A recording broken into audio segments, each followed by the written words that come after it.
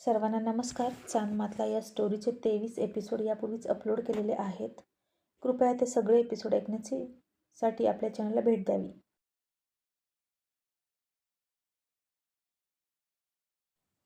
आता मालन कस्तुरीची हकीकत सांगत भूतकाळात हरवून गेली.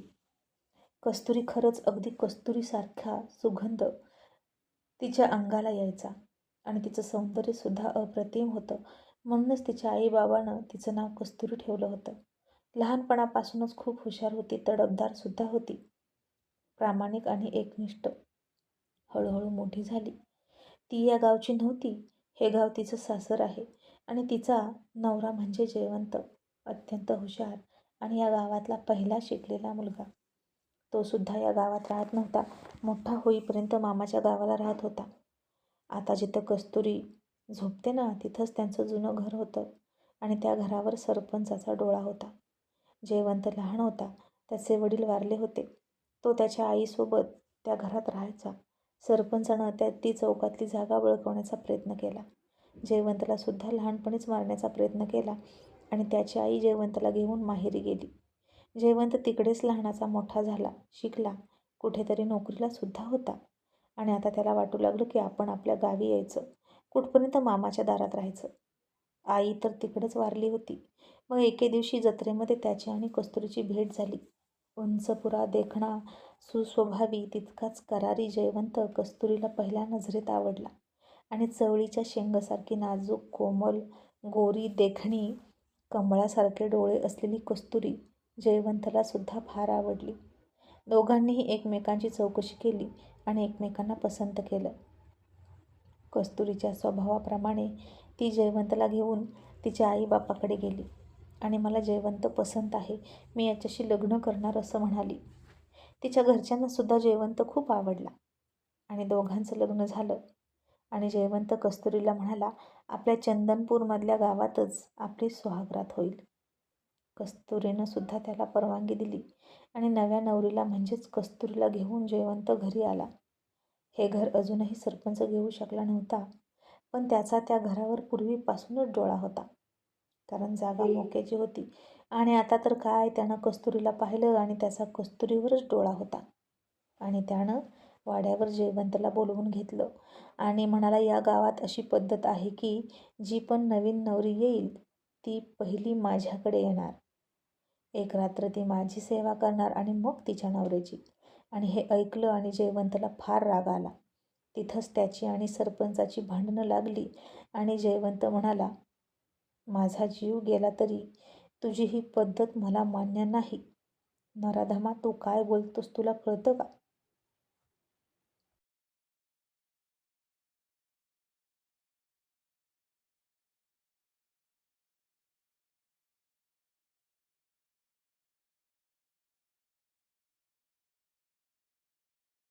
आणि सरपंच म्हणाला, अख्ख्या गावाला मान्य आहे, मग तुलाच का मान्य नाही? जयवंत म्हणाला, अख्खं गाव तुझं तळवं चाटत असेल, पण मी चाटणार नाही. तुझा माझ्या घरावर पूर्वीपासून डोळा आहे, मला माहीत आहे. ती चौकातली जागा तुला हवी आहे ना? माझी आई सांगायची की तू कशाप्रकारे आम्हाला त्रास दिलास, पण आता नाही. लक्षात ठेव, आता मी मोठा आहे आणि मी सुशिक्षित सुद्धा आहे. मी तुझी पोलिसात तक्रार करणार आणि तुला शिक्षा करणार आणि कस्तुरीचं नाव काढून तू खूप मोठी चूक केलीस असं म्हणून जयवंत त्याला धमकी देऊन निघून गेला. मग आता छोट्याशा घरात त्याची आणि कस्तुरीची त्या दिवशी सुहागरात साजरी झाली. राजा राणीचा संसार सुरू झाला. जयवंत कस्तुरीवर आणि कस्तुरीचं जयवंतवर खूप प्रेम होतं. चौकातच घर असल्यामुळे आणि सगळे टपोरी मुलं आणि सरपंचसुद्धा पानटपरीवर येऊन बसायचा कस्तुरीला बघण्यासाठी. पण जयवंत कामावर जाताना कस्तुरीला घरातून बाहेर यायचं नाही असं बजावून जायचा. तुझी जी काही कामं असतील ती मी असेपर्यंतच करून घे असं म्हणायचा आणि कस्तुरी घरासमोर काम करत असताना जयवंत तिच्यासोबत थांबायचा, त्यामुळे कोणीच तिच्याकडे बघायचं नाही.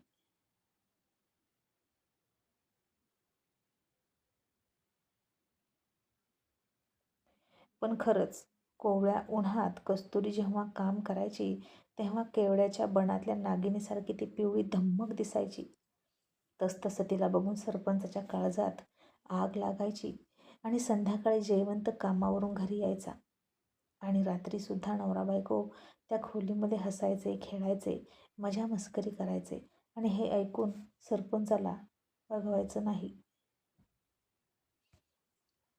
आणि त्यानं जणू कस्तुरीचा ध्यासच घेतला होता.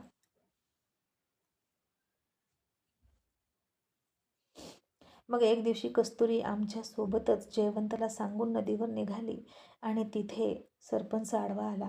त्यानं कस्तुरीचा हात पकडला. कस्तुरीनं तिथंच त्याच्या कानाखाली दिली.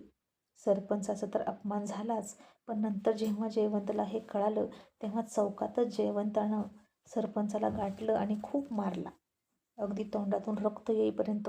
आणि सरपंचानं जयवंतावर डोक धरला आणि त्याच्या घरावर डोळा होताच. नंतर आता कस्तुरीसुद्धा हवी होती, पण आता त्याला घरही पाहिजे होतं, कस्तुरीसुद्धा पाहिजे होती आणि जयवंताला संपवायचा सुद्धा होता.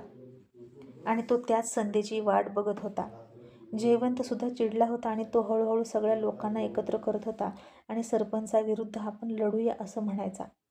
आपली बायको, आपली सून लग्न होऊन या गावात येते, घरात येते आणि तिची इज्जत करायची सोडून सरपंचांच्या पलंगाची शोभा करायला पाठवता का तिला?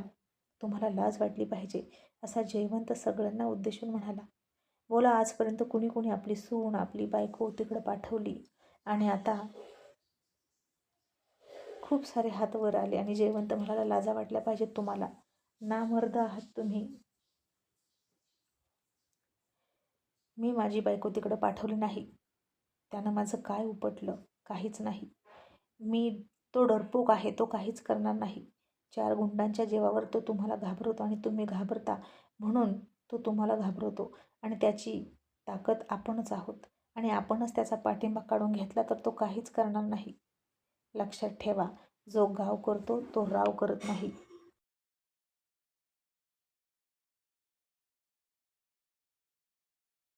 असा जयवंत सरपंचाच्या विरोधात गावकऱ्यांना भडकवायला लागला आणि काही गावकऱ्यांना ते पटलं. त्यांनी जयवंताला साथ द्यायचं ठरवलं आणि हे सरपंचाच्या कानावर गेलं आणि सरपंचानं रागातच अडकित्त्यातली सुपारी दात ओठ खाऊन करकचून कापली.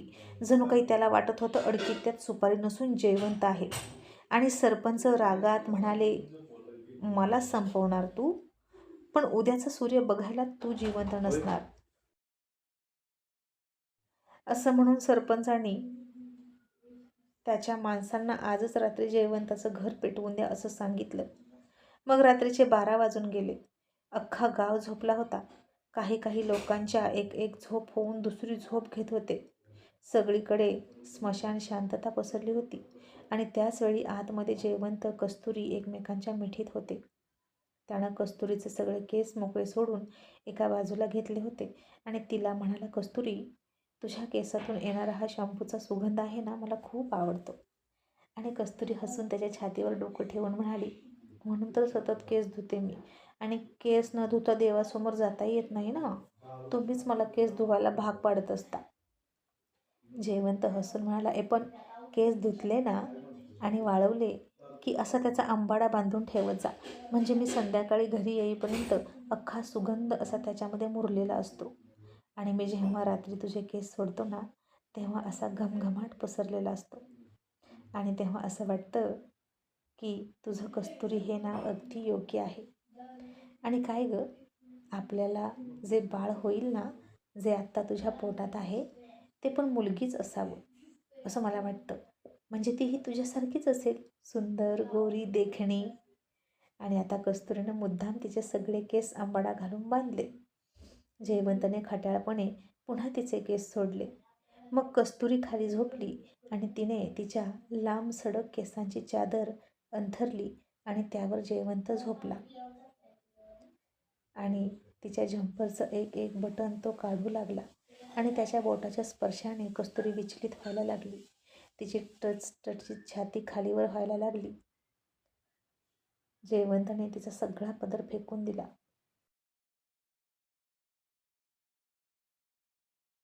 आणि तिच्या छातीच्या खोलग्यामध्ये त्यानं त्याचं तोंड घातलं. तसं कस्तुरीला खूप कसं तरी झालं आणि तिने त्याचं तोंड तिथेच आवेगानं दाबून पकडलं. जयवंतचे ओठ आता तिच्या गालावरून, ओठावरून, डोळ्यांवरून, कानावरून, मानेवरून, छातीच्या उंचवट्यावरून फिरत होते आणि तो कस्तुरीला त्याच्या चुंबनाच्या वर्षावानं आणि ओठांच्या स्पर्शानं फुलवत होता. मग आता त्याचे ओठ खाली खाली सरकू लागले. तिच्या बेंबीपासून तिच्या अख्ख्या पोटाच्या कमनीय कटी प्रदेशावर ते फिरू लागले.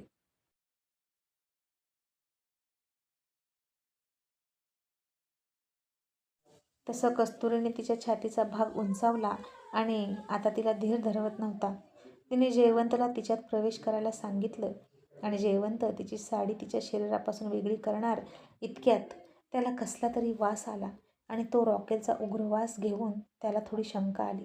त्यानं खिडकीतून बाहेर पाहिलं तर त्याच्या घराभोवती 2-3 लोक गवताच्या पेंड्या आणून टाकत होती आणि त्यावर रॉकेल ओतत होती. जयवंत आता हादरला. त्यानं पटकन कस्तुरीला साडी घालायला सांगितली. त्यानेही कपडे घातले आणि त्यानं दरवाजा उघडला.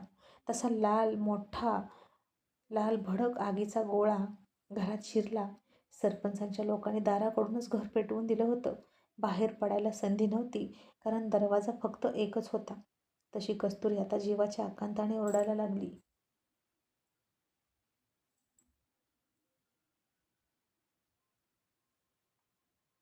अख्खा गाव झोपला होता. तिचा आवाज ऐकून कुंत्री भुंकायला लागली. घराच्या बाहेर झोपलेली काही माणसं जागी झाली आणि जयवंताच्या घराच्या भोवती बघता बघता अख्खा गाव गोळा झाला.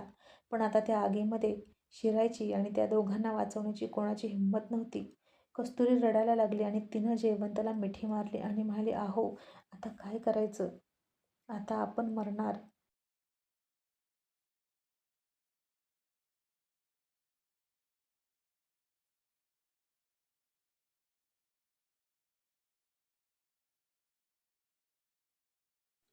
जयवंत म्हणाला, "नाही कस्तुरी, मी तुला काहीही होऊ देणार नाही. माझं तुझ्यावर खूप प्रेम आहे. तू बाहेर जा. हे घोंगडं पांघर आणि जा आणि मीही वेळ मिळाला की बाहेर येतो." कस्तुरी त्याला मिठी मारत म्हणाली, "नाही, मी एकटी नाही जाणार. मेलं तर दोघं सोबत मरू. नाहीतर मी जगून काय करू तुमच्याशिवाय?" जयवंत म्हणाला, "कस्तुरी, अगं नाही मरणार आपण. आपल्याला जगायचं आहे. आपल्या बाळासोबत अजून खूप संसार करायचा आहे. मीही बाहेर येणार आहे. पण त्याआधी तू बाहेर जा. तुला माझी शपथ आहे. तुझ्या पोटात आपलं बाळ आहे. तुला जगायला लागेल." असं म्हणून त्यानं ओलाणीवरची तिची 1-2 साड्या घेतल्या.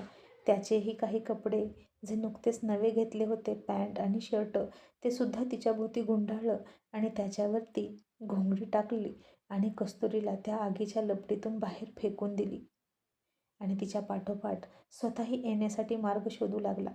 तशी पुन्हा जोमाने आग घरात शिरली आणि जयवंतलाच आग लागली आणि कस्तुरी फुपाट्यात पडली. तिच्याही अंगाभोवती घोंगड्याला आग लागली, पण इतर बायकांनी तिची आग विझवली. कस्तुरी जीवाच्या आकांताने ओरडली, "वाचवा, त्याला वाचवा. त्याला भाजेल, तो मरेल. माझा जयवंत वाचवा."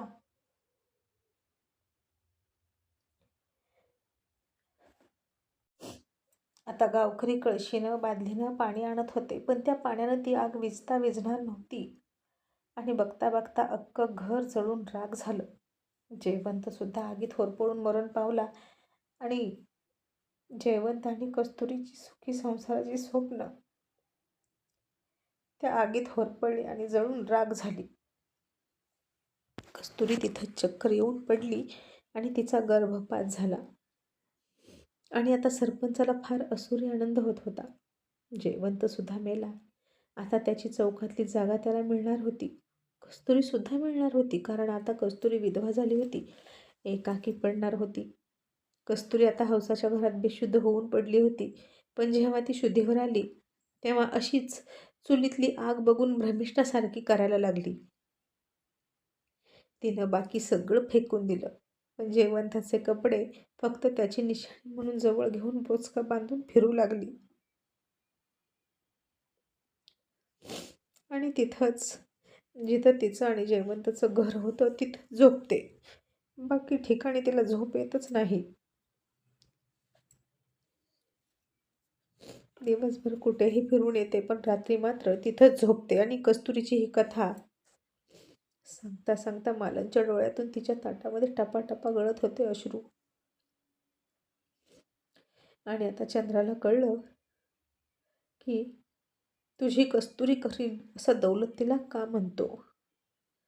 कस्तुरीविषयी तिला फार वाईट वाटलं. त्यासोबतच त्या नराधम सरपंचाचा तिला खूप राग आला आणि त्याचा कोणी कर्दनकाळ आहे की नाही असाही तिला प्रश्न पडला. आणि त्याचवेळी कपाटावर ठेवलेलं ते चंद्राच्या आकाराचं लॉकेट कपाटावरून उंदरानं खाली पाडलं आणि तिकडं चंद्रानं पाहिलं आणि हा कसला संकेत म्हणायचं हे तिला कळेना. आणि ज्याचं हे लॉकेट आहे तोच असेल का सरपंचाचा कर्दनकाळ?